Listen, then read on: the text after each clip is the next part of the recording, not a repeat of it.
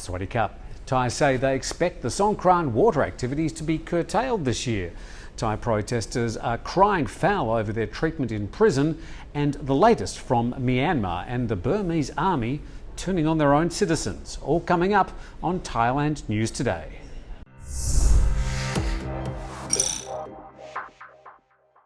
Just before we start today, a quick request to click the subscribe button. I will refrain from saying smash the subscribe button, but at least you get the idea. So please do that, really helps us. A recent poll has revealed that a majority of Thais are okay with limiting or banning this year's Songkran water celebrations. NIDA conducted a telephone poll with around 1,300 people, and this is how they responded. 44% said water splashing should be prohibited nationwide during the Thai New Year to prevent the possible spreading of COVID-19. 21% said it should be allowed in low-risk areas that are not hit by the second wave, and around 18% said it should be allowed in all areas as long as it conforms to the new normal precautions. Only about 11% said water splashing should be allowed nationwide. Almost 65% said they would be concerned about the COVID virus spreading if water splashing was allowed. Many of the responses echoed recent announcements by Thailand's culture minister, who says that while this year's Songkran holiday will go ahead, activities such as water splashing, foam parties and the daubing of powder paste are likely to be banned, sort of like having Christmas but without Christmas trees, presents or Santa Claus. He said that the Thai New Year holiday can only be marked with traditional customs such as the pouring of water over Buddha statues, paying respects to the elderly, giving food to monks and other merit-making activities. Yeah, right. Human rights lawyer and prominent pro-democracy activist Anon Nampa is calling on the criminal court to investigate alleged attempts to remove 2 detained activists from their cells at the Bangkok Remand Prison. Anon says the suspicious activity took place on Monday night, with a group of unidentified men trying 3 times to remove the activists, telling them they were needed to be taken for COVID-19 testing. The last attempt to remove them took place at 2 a.m. Anon has appealed in writing to the criminal court to investigate the matter. He says the men first removed other detainees from the prison, leaving him and 6 other pro-democracy activists in their cells. The detainees were told they needed to be taken for COVID-19 testing, but their fellow activists intervened, suspicious as to why such testing would be carried out so late in the night. According to Anon, the men returned another 3 times, trying to remove the 2 men. 7 activists currently in detention have had their requests for bail denied multiple times. The Department of Special Investigation is investigating 255 foreigners who are allegedly in possession of fake Thai IDs in the Wang Ken district of Chiang Rai, right on the Laos border. The report also claims that they were operating illegal businesses.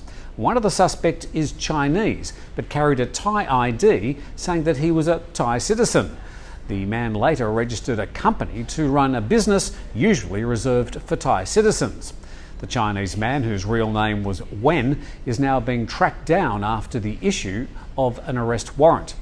The origins of the other foreigners, reported as aliens in the Thai media, were not made apparent in the article. The DSI Director General says his department is working with the local Department of Provincial Administration as they track down the sources of the fake documents. The provincial office is trying to find and revoke Thai ID cards earlier issued for 50 foreigners. 7 of them had already set up alleged fake Thai companies.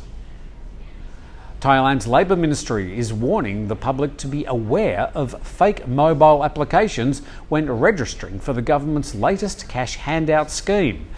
A spokesperson says that while a number of apps may be masquerading as registration platforms for the More 33 Rao Rak Khan campaign, registration is only possible via the official website.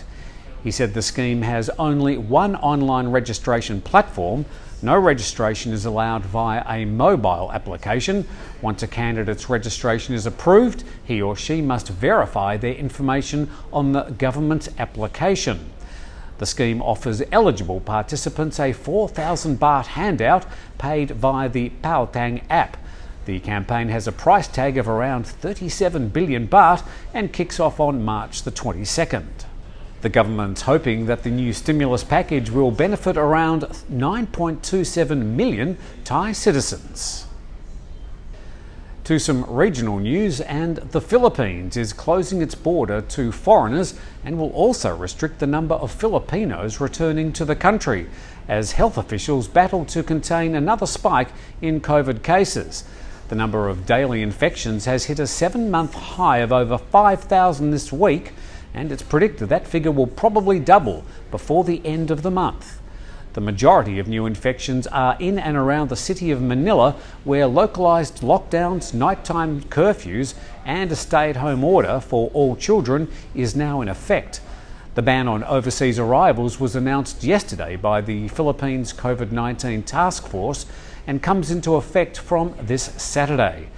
Officials are blaming the surge on poor compliance with health precautions and more contagious variants of the virus now sweeping the Southeast Asian nation.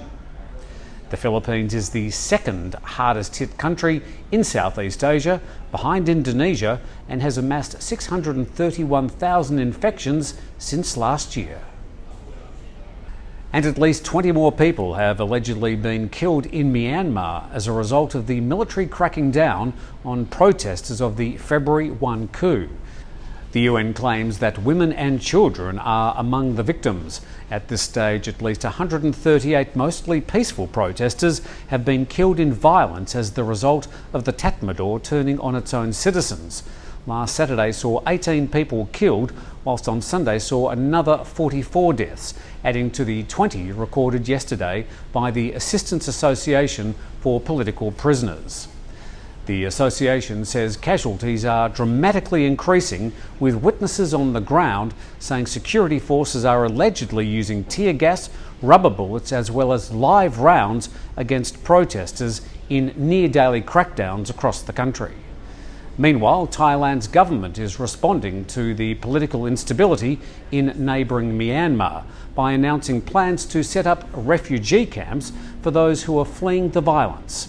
The Royal Thai Army says the camps will be set up in Ranong and Chumpon provinces, which border Myanmar's southernmost regions.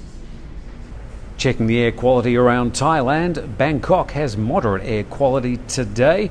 Thursday and Friday look like it's going to be getting worse. Top temperatures of 35 degrees on both days.